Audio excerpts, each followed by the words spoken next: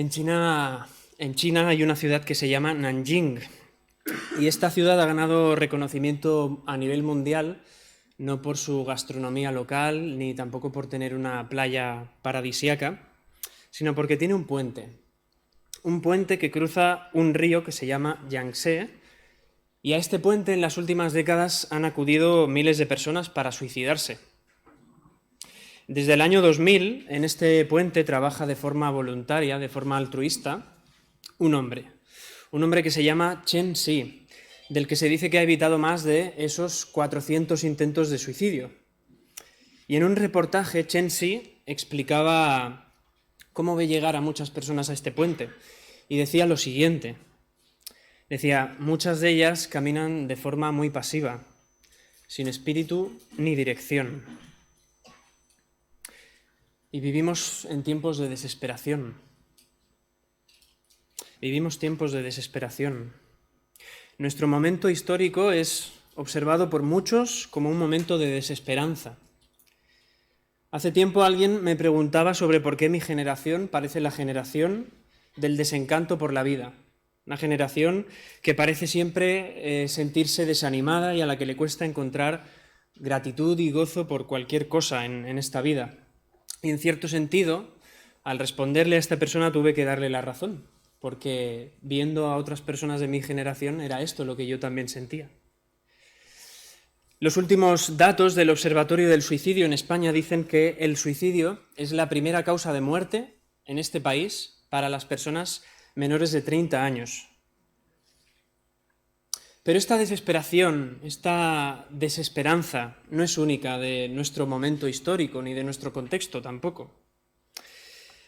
La verdad es que creo que cada generación ha tenido lo que podríamos llamar elementos de desesperación, y seguro que si hacemos una encuesta rápida ahora en la sala, cada uno de las diferentes generaciones de las que sois, seguramente diréis, pues en mi época también ha habido desesperación o desesperanza, ¿verdad?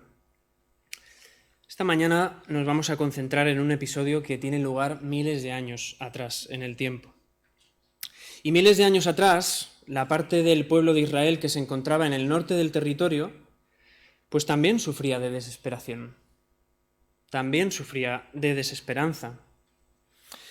Y lo sufría en parte porque habían pecado adorando a falsos dioses, a ídolos, se habían aliado con reyes de otros países que no conocían a su mismo Dios, habían hecho alianzas con paganos y su corrupción había llegado hasta tal punto que el Señor los había dejado y los había castigado. Y los había castigado utilizando a otro reino, a otro imperio, el imperio de Asiria, que lo que hizo fue conquistar el territorio y hacer un barrido, echar a todo el mundo y quedarse aquella tierra. Así que era un momento de real desesperación y desesperanza. Y fijaos lo que dice el versículo que hay justo antes del pasaje que vamos a estar leyendo esta mañana. Isaías 8:22, el Señor le advierte al pueblo y le dice, y clavando la mirada en la tierra, solo veréis aflicción, tinieblas y espantosa penumbra. Seréis arrojados a una oscuridad total. Tiempos de desesperación, tiempos de desesperanza. Pero qué desesperación tan profunda y tan grave produce en nosotros la lejanía de Dios, estar alejados de Dios. Qué desesperación tan profunda y tan grande produce en nosotros una existencia, una vida lejos de aquel que nos creó. Y eso es algo que experimentamos también en nuestro contexto, donde la mayoría de personas a las que vemos pues viven su vida sin la guía ni la dirección del Evangelio. Seguro que todos nosotros tenemos al menos un familiar o un amigo que encaja en este perfil. No tiene el Evangelio como su referente vital. Y ni siquiera nuestras fiestas navideñas, con todas las luces brillantes y los árboles decorados, con las reuniones, las comidas, con toda esa abundancia, ¿verdad? Ni siquiera estas fiestas pueden consolarnos, porque en realidad lo que necesitamos es una esperanza que dure más que 2 semanas. Una esperanza que no se base tampoco en lo puramente material y que sea duradera en el tiempo. Y precisamente esta es la idea clave en la que vamos a estar meditando en esta mañana, y lo vamos a hacer a través del pasaje de Isaías capítulo 9 versículos del 1 al 7, y podéis tener vuestras Biblias abiertas en ese pasaje porque no nos vamos a mover. Isaías capítulo 9, versículos del 1 al 7. Y esta es la idea clave, como digo, en la que vamos a estar meditando en esta mañana. Que a pesar de la desesperación que produce nuestra lejanía respecto a Dios, Dios se ha acercado a nosotros. El Señor se ha acercado, se ha aproximado a nosotros. Jesús es la gloriosa y gran esperanza que todos necesitamos. Y es una esperanza que ya ha sido cumplida por medio de su encarnación, por medio del nacimiento de un niño pequeño, vulnerable, indefenso, desnudo, pero después también por medio de su muerte en la cruz y de su resurrección. Y como digo, esta es la idea en la que vamos a estar meditando en esta mañana. Voy a leer los primeros 3 versículos del texto de Isaías. Los leo en Nueva Versión Internacional. Lo digo por si hay alguna palabra que no concuerde con las traducciones que utilizáis. Dice el texto: a pesar de todo, no habrá más penumbra para la que estuvo angustiada. En el pasado Dios humilló a la tierra de Zabulón y a la tierra de Neftalí, pero en el futuro honrará a Galilea, tierra de paganos, en el camino del mar, al otro lado del Jordán. El pueblo que andaba en la oscuridad ha visto una gran luz. Sobre los que vivían en densas tinieblas, la luz ha resplandecido. Tú has hecho que la nación crezca. Has aumentado su alegría, y se alegran ellos en tu presencia como cuando recogen la cosecha, como cuando reparten el botín. Fijaos que el pasaje comienza haciendo referencia a esa oscuridad que acabamos de leer en el versículo 8:22, a esa penumbra en la que el pueblo israelita había quedado instalado como consecuencia de su desobediencia y de su lejanía en cuanto a Dios. Pero rápidamente, ya desde el principio prácticamente del pasaje, se nos pasa a hablar de que existe una esperanza. Una esperanza firme según la cual esos elementos de oscuridad, esos elementos de tinieblas, de desesperación, van a ser revertidos, se les va a dar la vuelta, va a haber restauración. Y ya desde el principio encontramos esta promesa de esperanza, esta promesa de restauración vinculada a Jesús. Fijaos que el texto habla en pasado de 2 territorios. Habla de la tierra de Zabulón y de Neftalí, y habla de que fueron humilladas. Precisamente, Zabulón y Neftalí son las 2 primeras regiones que cayeron conquistadas por el imperio asirio. Es decir, son el recuerdo más vivo para los israelitas de la humillación, del castigo, de la desesperación, de lo que significa vivir alejados de Dios. Pero luego el texto también nos habla en futuro, y nos habla en futuro de un territorio que todavía no existía en ese momento, no tenía ese nombre. Existir existía, pero no tenía esa denominación. Se habla de Galilea de las naciones, y esto nos traslada al inicio mismo del Evangelio. Después del nacimiento de Jesús, José y María se habían refugiado en Egipto por miedo a Herodes. Pero cuando Herodes murió, la familia regresa al territorio de Israel. Y leemos al principio del Evangelio de Mateo que dice el texto: pero al oír que Arquelao reinaba en lugar de su padre Herodes, José tuvo miedo de ir allá, refiriéndose a Belén, a Judea, donde había nacido Jesús. Advertido por Dios en sueños, se retiró al distrito de Galilea y fue a vivir a un pueblo llamado Nazaret. Y más adelante, en el mismo Evangelio, cuando Jesús ya es un hombre, ha pasado 40 días y 40 noches en el desierto, ha sido tentado por Satanás, el texto habla del cumplimiento de la profecía que acabamos de leer en Isaías. Dice: cuando Jesús oyó que habían encarcelado a Juan el Bautista, regresó a Galilea. Partió de Nazaret y se fue a vivir a Capernaum, que está junto al lago en la región de Zabulón y de Neftalí, para cumplir lo dicho por el profeta Isaías. Tierra de Zabulón y tierra de Neftalí, camino del mar, al otro lado del Jordán, el pueblo que habitaba en tinieblas, el pueblo que habitaba en la oscuridad, ha visto una gran luz. Sobre los que vivían en densas tinieblas, la luz ha resplandecido. Así que ya desde el principio del pasaje vemos una conexión entre esperanza y Jesús, entre luz y Cristo. La esperanza que estaba anunciando Isaías no era una restauración temporal del dominio de Israel, del reino de Israel, no era una restauración política después de la conquista de Asiria. El texto bíblico nos habla de una extensión de la promesa que alcanza hasta Jesús y su ministerio en la tierra.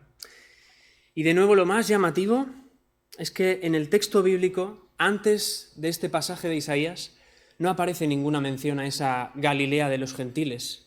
No hay ningún escritor bíblico que antes de Isaías relacionase la región de Galilea con los gentiles, es decir, con la población no judía. Y esto es muy importante para nosotros hoy.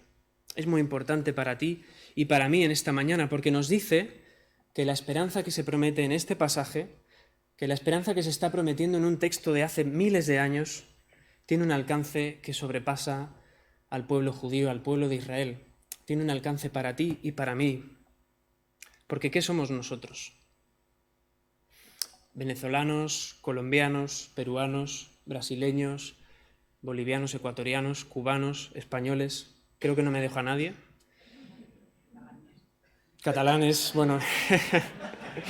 Esto lo dejamos para el siguiente domingo. Pero todos nosotros también.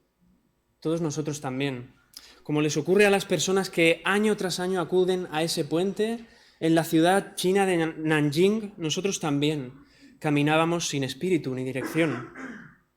Pero el texto bíblico nos habla de que para nosotros también ha resplandecido una luz. Y es la esperanza prometida y cumplida en Jesús. Nosotros somos también ese pueblo que andaba en tinieblas.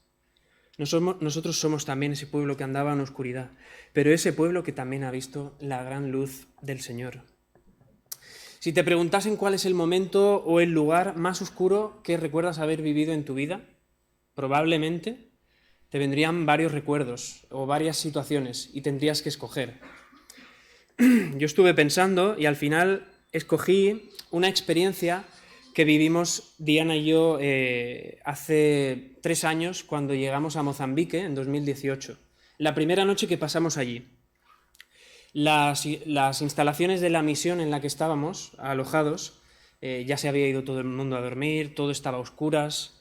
Y en la calle también estaba todo a oscuras porque no tienen pues, el sistema de iluminación que tenemos nosotros aquí. Entonces era un ambiente oscuro, no había prácticamente ninguna luz. Pero a lo lejos, muy a lo lejos, se veían como las sombras de las velas, ¿verdad? Las sombras de ese fuego que se proyecta en la pared cuando todo está a oscuras. Y también se oía un sonido de tambores, muy repetitivo, como tribal, como de una tribu, ¿no? Y al principio no lo entendía, pero en ese momento me acordé de que alguien aquella misma tarde nos había hablado de los ritos de curandería que se practicaban en el pueblo. Y ese es el momento, creo, más oscuro, en el que he sentido más evidente, más patente la oscuridad de este mundo. Son situaciones hasta el punto de que te generan la pregunta de ¿puede resplandecer luz en este mundo? ¿Puede resplandecer luz en un lugar así? El pueblo que andaba en la oscuridad ha visto una gran luz, dice el texto. Y qué relevante es que Isaías utilice aquí un tiempo verbal que es presente perfecto. Porque, por un lado, esto nos hace pensar en esa idea de que la promesa tiene que ver con nuestra condición pasada, con lo que éramos, con donde estábamos. Estábamos alejados de Dios, estábamos lejos de Él. Pero al mismo tiempo tiene que ver también con un futuro, y un futuro que ya está cumplido. Un futuro que en realidad que ya es realidad para nuestras vidas y para nosotros hoy.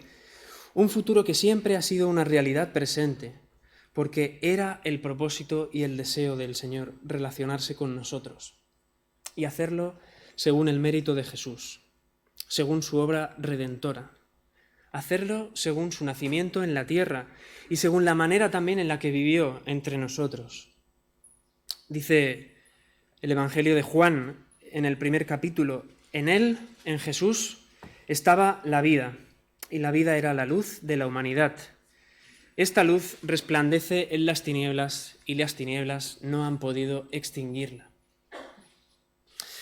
Uno de los momentos en los que más alivio podemos experimentar en nuestra vida cotidiana es cuando nos encontramos en una habitación a oscuras y de repente encontramos un punto de luz, identificamos ahí un punto de luz.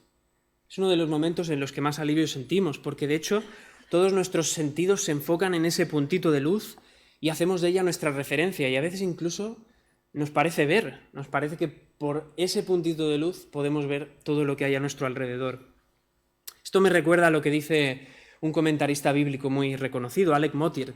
Dice, es verdad, la oscuridad en este mundo, en nuestra vida, la oscuridad es cierta. Dice, pero no es toda la verdad. Dice, y ciertamente no es la verdad fundamental. Y luego ya cuando llega alguien y enciende el interruptor y vemos toda la sala iluminada, entonces ya podemos movernos con completa libertad, sin miedo a tropezar con una silla ni con ninguna otra cosa que haya por el medio y hacernos daño, ¿no? Pues así es como podemos vivir en la presencia de Dios. Así es como podemos vivir en la presencia de Dios, completamente seguros y confiados, porque ya ha resplandecido para nosotros la gran luz que es Cristo. Y esto es algo que trae gozo a nuestras vidas en medio de tanta desesperación, en medio de tanta desesperanza. El hecho de que podemos ser aceptados por Dios, el hecho de que somos aceptados para vivir con confianza en su presencia. Si reconoces en tu vida el efecto de desesperación que causa la oscuridad, si estás en oscuridad, si caminas orientado por falsas luces que en lugar de alumbrar el camino lo que hacen es desorientar, confundir, recuerda que Dios en su palabra ha prometido una esperanza que se ha cumplido en Jesús. La luz ha resplandecido por medio de su nacimiento, de su muerte y de su resurrección. Y en esta mañana mi invitación para ti es que te enfoques en la luz de Cristo, porque es la que verdaderamente puede iluminar nuestra oscuridad. Juan capítulo 8, versículo 12, dice el Señor, yo soy la luz del mundo. El que me sigue no andará en tinieblas, sino que tendrá la luz de la vida. Estamos hablando de la promesa de esa esperanza, pero el texto también nos hace meditar en el efecto de esa esperanza, y es lo que vamos a leer precisamente en los versículos 4 y 5 de este capítulo 9 de Isaías. Dice el texto, ciertamente tú has quebrado, como en la derrota de Madián, el yugo que los oprimía, la barra que pesaba sobre sus hombros, el bastón de mando que los subyugaba. Todas las botas guerreras que resonaron en la batalla y toda la ropa teñida en sangre serán arrojadas al fuego, serán consumidas por las llamas. Además de tener garantías en cuanto a lo prometido, la esperanza de la que trata este pasaje también tiene un efecto en nuestra vida. Tiene un efecto presente, un efecto actual. El efecto de la esperanza mesiánica y sus consecuencias garantizadas, que son, como dice el propio texto, la liberación de toda opresión, de todo yugo. Pero aquí encontramos dos elementos históricos que nos conviene tener presente para entender la magnitud del pasaje que estamos leyendo también. Si en el pasado el pueblo de Israel había experimentado una liberación de su esclavitud en Egipto a través de la acción poderosa de Dios, también el rey mesiánico que se anuncia en este pasaje, también Jesús, por medio de su nacimiento en este mundo, por medio de su vida en este mundo, por medio de su obra en la cruz, libera de la esclavitud del pecado a todo su pueblo. Y como ya hemos visto, esto incluye a gentiles, a los que no son judíos, a todas las naciones. Nos incluye también a nosotros. Si en el pasado los israelitas habían experimentado liberación de sus enemigos, en Madián, como dice el texto, cuando el Señor derrotó a los madianitas por medio de Gedeón y de 300 soldados, este relato lo podemos ver en Jueces 7, también el rey mesiánico, también Jesús, por medio de su nacimiento en este mundo, por medio de su encarnación y de su obra única en la cruz, también trae liberación para su pueblo. Trae liberación del sufrimiento, del dolor, de la opresión, del rechazo que podemos experimentar aquí. Lo que se nos está dando es una palabra tan profunda que no llegamos a entender. Se nos está diciendo, observa las circunstancias que atraviesas ahora. No son eternas. No vas a tener que arrastrar con ellas por toda la eternidad porque el Señor te libera. Y esto es algo que encontramos también en boca del propio Jesús, en boca del propio Señor, cumpliendo otra profecía de Isaías al principio del Evangelio de Lucas, cuando dice: «El Espíritu del Señor está sobre mí, por cuanto me ha ungido para anunciar buenas nuevas a los pobres. Me ha enviado a proclamar libertad a los cautivos y dar vista a los ciegos, a poner en libertad a los oprimidos, a pregonar el año del favor del Señor». Ha traído libertad para su pueblo. Porque el reino que se instaura con Jesús, el reino que instaura el Señor, no es un reino como a los que nosotros estamos acostumbrados. No es un reino del orden político, no es un reino militar ni económico. No depende del Fondo Monetario Internacional, no depende de las resoluciones de la ONU, no depende de cómo salga una votación cada 4 años. Es un reino en el que es transformado y cambiado lo más complejo, lo más difícil acerca de nosotros, aquello de lo que más necesidad tenemos, aquello a lo que algunos se refieren como el corazón, pero que en realidad es todo nuestro ser. Todo nuestro ser es transformado en el reino del Señor para vivir de nuevo disfrutando de esa relación de armonía con Dios. Y así es como inicia Jesús también su ministerio en Galilea, diciendo: «Arrepentíos, porque el reino de los cielos está cerca». Y ese es un reino en el que para formar parte de él no tienes que esperar 3 años a sacar los papeles de tu nacionalidad, no tienes que tener un NIE o tener un permiso de residencia como les sucede a muchas personas, como sucede a muchos en esta iglesia. Nos dice el texto que ese reino tiene que ver con nuestro ser y con lo que el Señor puede obrar en nuestro ser, con el arrepentimiento que Él puede obrar por medio del Evangelio. Isaías recuerda que este reino no se expande ni conquista con botas de guerra, ni practicando la violencia, ni derramando sangre. Es lo que algunos comentaristas han llamado como una paz invasora, aunque yo prefiero hablar de una paz que invade y sobre todo de una paz que vence, una paz victoriosa, una paz que conquista, que es irresistible. Mientras que todo lo que representa el poder de este mundo, las botas de guerra, la ropa teñida en sangre, mientras que todo eso es quemado en el fuego, dice el texto, o sea, pasa, puede durar un tiempo, pero pasa, desaparece. El efecto de la promesa de Dios permanece. Es duradero, es dilatado en el tiempo, se nos dice también. Después de nacer Jesús vemos ya el efecto de esta promesa, con esos ángeles que se aparecieron en el cielo y les dijeron a los pastores: «Gloria a Dios en las alturas y en la tierra, paz a los hombres que gozan de su buena voluntad». Y aquí tengo que hacerte una pregunta. ¿Alguna vez has deseado mucho algo para Navidad que luego no has recibido? ¿Alguna vez has deseado, siendo de niño, un regalo con toda tu emoción, toda tu ilusión, y resulta que cuando has abierto el paquete o lo que fuese, no era tu regalo?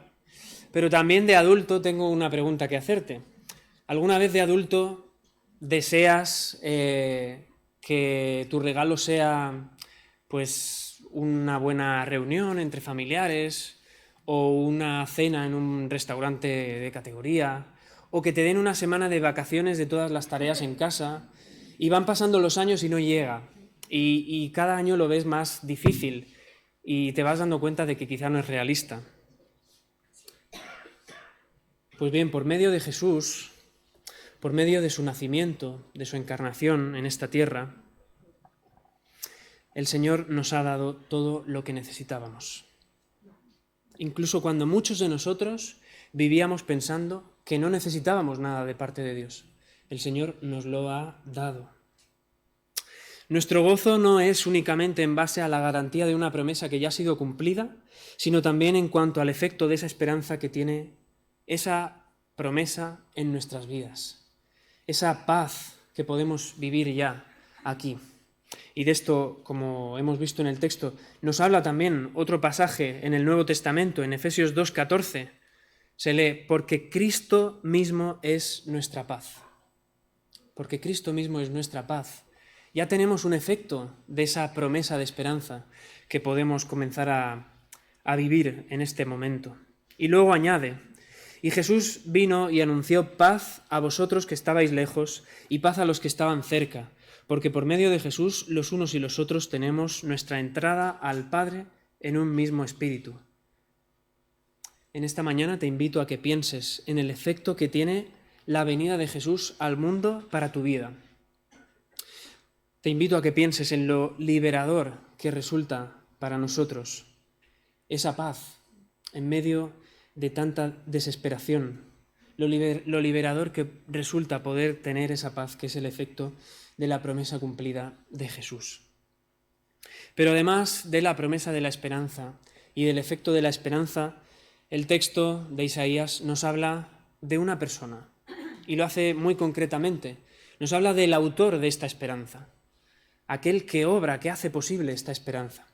Y eso es lo que precisamente encontramos en los versículos 6 y 7. En esos versículos tan conocidos que cada Navidad recitamos una y otra vez, pero en los que me temo que muy pocas veces nos paramos, nos detenemos y profundizamos en su significado. Y voy a leer estos versículos 6 y 7 de Isaías 9. Porque nos ha nacido un niño, se nos ha concedido un hijo. La soberanía reposará sobre sus hombros y se le darán estos nombres: Consejero admirable, Dios fuerte, Padre eterno, Príncipe de paz. Se extenderán su soberanía y su paz, y no tendrán fin. Gobernará sobre el trono de David y sobre su reino, para establecerlo y sostenerlo con justicia y rectitud desde ahora y para siempre. Esto lo llevará a cabo el celo del Señor Todopoderoso. ¿Sobre quién nos dice el texto que se basa toda esta esperanza? Y aquí es donde el texto habla de un niño. Qué paradoja, ¿verdad? Se está hablando de un poder que no va a ser destruido ni siquiera por los mayores ejércitos de este mundo, y se nos habla de que ese poder tiene que ver con un niño que nace, como decía antes, desnudo, vulnerable, pequeño, pero un niño que encarna toda una serie de títulos mesiánicos. Es en el nacimiento de ese niño que se ve cumplida la esperanza que describe este pasaje.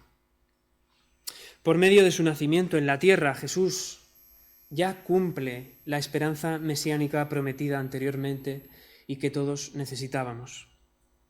Y si en el versículo 4 se nos habla del efecto de esa esperanza, que es liberar a su pueblo de la carga que llevan sobre los hombros, ahora el texto nos indica que ese niño nacido toma sobre sí mismo, toma sobre sus propios hombros la soberanía y el poder. Y se habla de 4 nombres. El primero es Consejero admirable. Muchos comentaristas bíblicos coinciden aquí en que este título apunta a algo de carácter sobrenatural. Y algunos dicen que la palabra admirable en hebreo procede de una raíz que se utiliza para describir las cosas que solamente Dios puede hacer. Las cosas que únicamente Dios puede obrar. Y ahí tenemos esa referencia al final del texto. Esto lo llevará a cabo el celo del Señor Todopoderoso. Y a Jesús precisamente lo encontramos desde muy pronto poniendo en práctica esta función de consejero divino, de consejero admirable. El Evangelio de Lucas dice que cuando el Señor tenía 12 años ya estaba en el templo. Dice, al cabo de los 3 días lo encontraron en el templo sentado entre los maestros, escuchándolos y haciéndoles preguntas. Dice, y todos los que le oían se asombraban de su inteligencia y de sus respuestas. Esto lo hará el celo del Señor Todopoderoso. Esto es algo que solo el Señor puede hacer. Pero el texto también nos habla del Dios fuerte. Y dice el texto que Jesús es eso. Jesús es el Dios fuerte. Cuánta belleza hay en esta afirmación, teniendo en cuenta lo que acabamos de decir, que el Señor se hizo hombre, que el Señor nació como un bebé indefenso y en una condición sencilla, pero era el Dios fuerte, es el Dios fuerte. Este Dios fuerte no puede ser vencido por las circunstancias, no puede ser vencido por lo que ocurre en el paso del tiempo. Y aquí hay un contraste claro con los versículos 4 y 5, donde ya hemos leído que todo lo que representa el poder de este mundo pasa, es derrotado, no tiene valor. Sin embargo, el poder de Dios, el reino que Él instaura, permanece, es dilatado en el tiempo. Y aquí también encontramos un texto en el Evangelio, a Jesús relacionándose con otros hombres, con otros seres humanos que se encontraban alejados de Él, y les decía, mirándolos fijamente, Jesús les dijo, «Entonces, ¿qué significa esto que está escrito?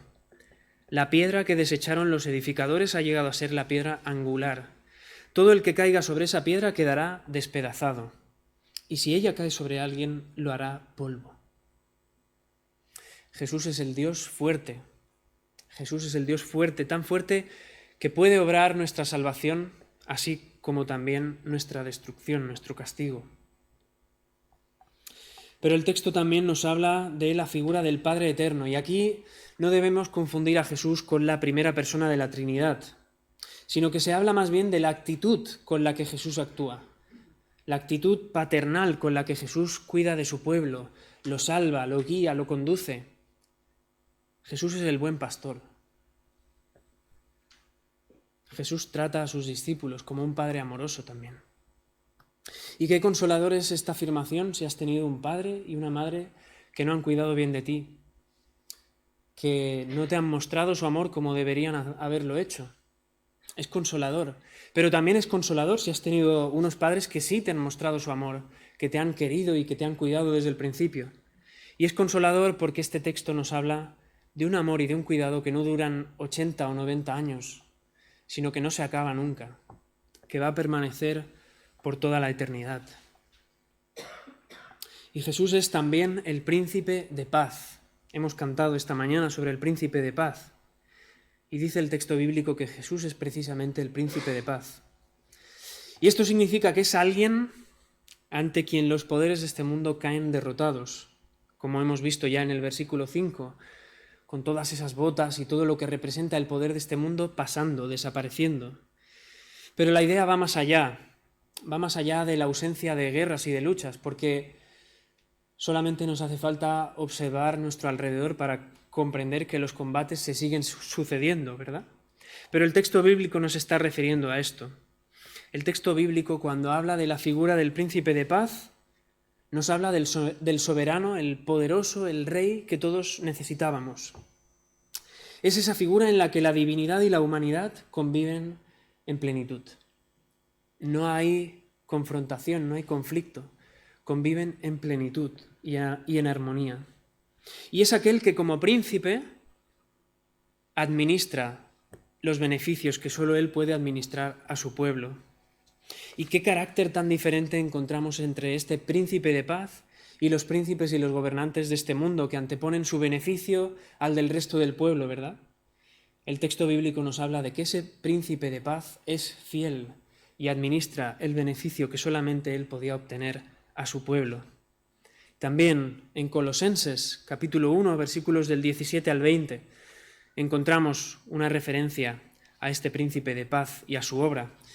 Dice, Él es antes que todas las cosas, y todas las cosas en Él subsisten. Y Él es la cabeza del cuerpo, que es la Iglesia. Él, que es el principio, el primogénito de entre los muertos, para que en todo tenga la preeminencia. Por cuanto agradó al Padre que en Él habitase toda la plenitud, y por medio de Él reconciliar consigo todas las cosas, así las que están en la tierra como las que están en los cielos, haciendo la paz mediante la sangre de su cruz. El Señor es también el príncipe de paz, que ha obrado esa paz por medio de su cruz. Pero además de todos estos atributos y títulos mesiánicos, el versículo 7 de este texto de Isaías 9 nos dice que el reinado de este Mesías no tendrá fin. Cumple una esperanza que no se va a acabar, que no va a tener fin. Y de nuevo, esto es extraño cuando observamos cómo funciona este mundo actualmente, con toda esa desesperación, con toda esa oscuridad. Pero para comprender el sentido pleno de esta afirmación debemos también retroceder a otra promesa que se encuentra en 2 de Samuel, capítulo 7, versículo 16. Y es otra promesa otorgada por el Señor, en este caso comunicada a un rey, pero un rey de carne y hueso, un rey que acabó, como era David.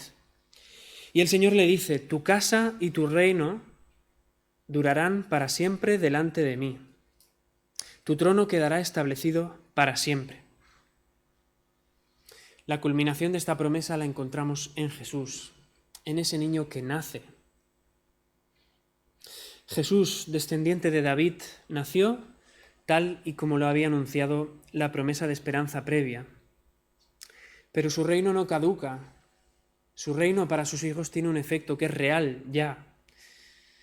Y al mismo tiempo, Él mismo, Él es el autor de nuestra esperanza por medio de su obra. En su nacimiento encontramos todo aquello que necesitábamos. Su reino, como hemos dicho, no tiene que ver con cuestiones de este mundo. No tiene que ver con una carrera armamentística ni con un programa económico. El propósito de esa soberanía es que tú te salves. El propósito de esa soberanía que se extiende y de esa paz que no tiene fin es el de salvar a su pueblo. Y esto es algo que logró naciendo como un niño indefenso, viviendo su vida en la tierra y muriendo en una cruz de forma dolorosa, de forma muy dolorosa e injusta, para pagar el precio de nuestro pecado con su sangre. Él es el Rey Mesías y al mismo tiempo es el Cordero Redentor. Es aquel que nació para traer salvación por medio de su muerte. Y a propósito del Cordero, a propósito de este animal, un soldado ruso que estaba destinado en Afganistán cuando sus países estaban en guerra, viendo que en ese país había muchos corderos, muchas ovejas, escribió lo siguiente. Dijo: he observado muchas veces lo sumiso que es este animal, refiriéndose al cordero. He observado muchas veces lo sumiso que es este animal cuando le llega el momento de aceptar la muerte. Cuando sacrifican a un cerdo o a un ternero es diferente, porque ellos no quieren morir. Intentan escaparse, chillan. Pero una oveja nunca sale corriendo. Dice, no grita, no le da un ataque de histeria, sino que camina silenciosa, con los ojos abiertos. Sigue al hombre que lleva el cuchillo. Esto no parece un asesinato, más bien recuerda un sacrificio ritual. No tenemos a un rey que vaya a echarse atrás en el momento más fatídico, en el momento más fundamental. Tenemos a un rey, a un consejero admirable, a un príncipe de paz que se ha rebajado para nacer y vivir entre nosotros como siervo. Y cuando ha llegado ese momento fundamental, ese momento de caminar silencioso, con los ojos abiertos, lo ha hecho.